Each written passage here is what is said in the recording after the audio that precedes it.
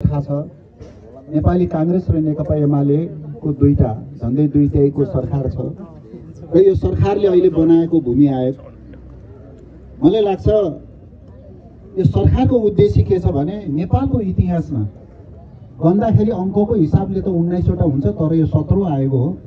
यो आयोगलाई नेपालको इतिहासमा अन्तिम आयोगको रूपमा बनाउनु पर्छ र यो आयोगले यो 3 वर्षको कार्यकाल दिएको छ र यो 3 वर्षमा सम्पूर्ण भूमिहीन दलित भूमिहीन सुकुम्बासी र अभिष्टितहरूको समस्या समाधान गर्नुपर्छ भन्ने जुन लक्ष्य उद्देश्य लिएर जुन बनाएको छ र त्यो आयोगको हामी भनौं कर्मचारीको रूपमा हामी खटिरहेका छौं।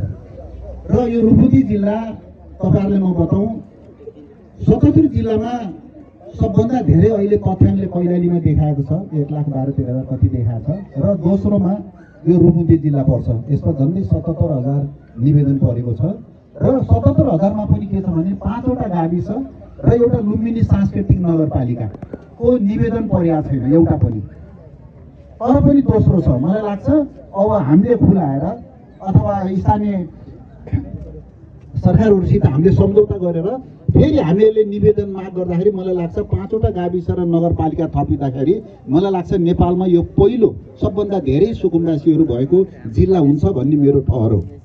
यस कारणले गर्दाखेरि यो रुकुमकी जिल्लामा सबभन्दा पहिलो मेरो दायित्व त सबै जग्गा गर्ने हुन्छ तर पनि प्राथमिकताको आधारमा बुटोल नगरपालिकामा म शपथ खाइसकेपछि मैले मेयर साहबलाई भने ल भेटौँ हामी दाजुभाइ बसियो र कुराकानी गरियो कसरी गर्ने विगतमा के भयो कसो भयो अब सुरु गरौँ भनेपछि उहाँ र मेरो सल्लाह भयो र सल्लाह भइसकेपछि हिजो मात्रै उहाँले भनेर जानुभयो नि ल हेर्नुस् त यस्तो कहीं हुन्छ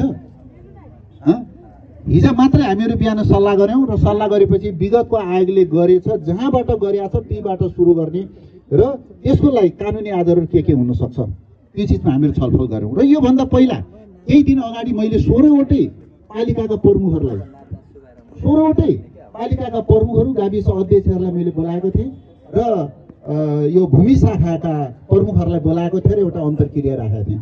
मैले त्यहाँ पनि भनेको थिएँ अब यो आयोग विगतको जस्तो आयोग हुने छैन। स्वाभाविक रूपले यसको गठन आदेशले दिएको अधिकारहरु भित्र रहेर हाम्रो आयोगको तर्फबाट स्थानीय तहलाई के गर्नुपर्छ लिखित रूपमा दिनुपर्छ कि हैन मौखिक रूपमा दिनुपर्छ कि तपाईहरु भन्नुस् हामी यो भूमि आयोगको तर्फबाट हामी दिन तयार छौं। मैले 16 वटा पालिकाका प्रमुखहरु र भूमि शाखा प्रमुखलाई राखेर पनि मैले वचन दिएको थिएँ। र अहिले के छ भने थोरै अध्यादेशको बारेमा तपाईहरु सबै कण्ठ भइसक्यो। यसले के छ भने वन र नदी खोलाको छेउहरुमा चाहिँ अहिले हाम्रो गठन आदेशमा दिन नमिल्ने भन्ने व्यवस्था छ र त्यो अन्त्य पनि यो समस्या भनेको के छ नि यहाँको मात्र समस्या न तपाईहरु त भालुवाङ बजार जानुभछ यत्रो बस्ती छ 4-5 घर बनाएको छ ब्याङ्क छ सारा छ त्यो बजारमा त्यो बसेको त छ तर त्यहाँ वन लेखेको छ ल हेर्नुस् सालझण्डी भन्नुस् न त्यत्रो बजार छ सब लेख्नुभएको छ त्यो वन छ।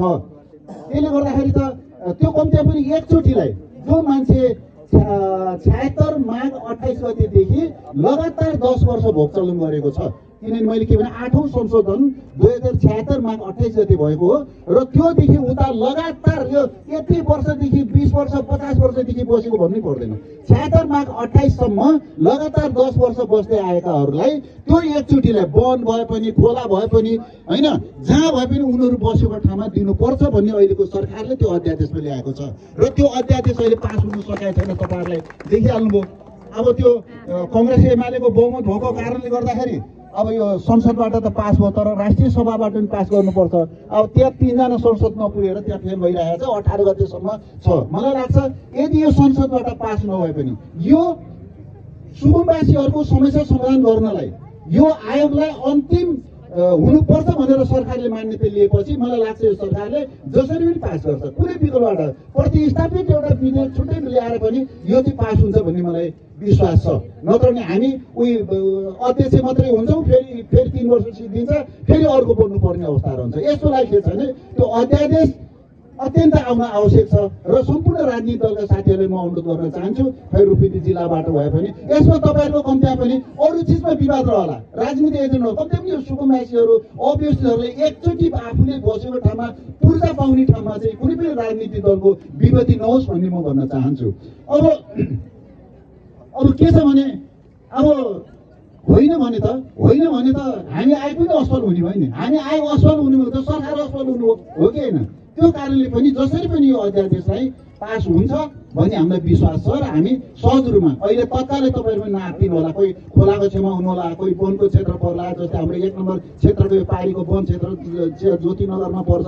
यस्तोहरूलाई पनि हामी के छ भने छिट्टै समस्या समाधान गर्नेछौँ र पहिला जुन विवाद रहित तरिकाले पहिलाका आयोगहरूले काम गरेको छ र जुन विवाद रहित हुन्छ जति सक्दो मैले सबै स्थानीय तहलाई मैले पनि भनेको छु र बुटोल नगरपालिकाका मेयर साहब हुनुहुन्छ, वडा अध्यक्षहरू पनि हुनुहुन्छ। तपाईँहरू जति सक्दो छिटो तपाईँहरूले वार्डमा प्रणित गरेर नगरपालिका गाविसमा बुझाइदिनुहुन्छ।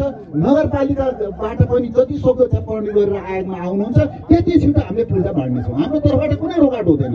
जति सक्दो तपाईँहरूले भूमि आयोगमा बुझाउनुहुन्छ त्यति छिटो हामी पूर्जा बाँड्नेछौँ। यसमा कुनै अवरोध हामी गर्ने छैनौँ। त्यस कारणले गर्दाखेरि के छ भने अब यो अरू बेलामा भन्दा पनि अहिलेको बेलामा भनेको चाहिँ काम गर्ने बेला हो। त्यस कारण धेरै हल्ला नगरौँ भनेर हामी मेयर साहब र मेरो सल्लाह गर्छ।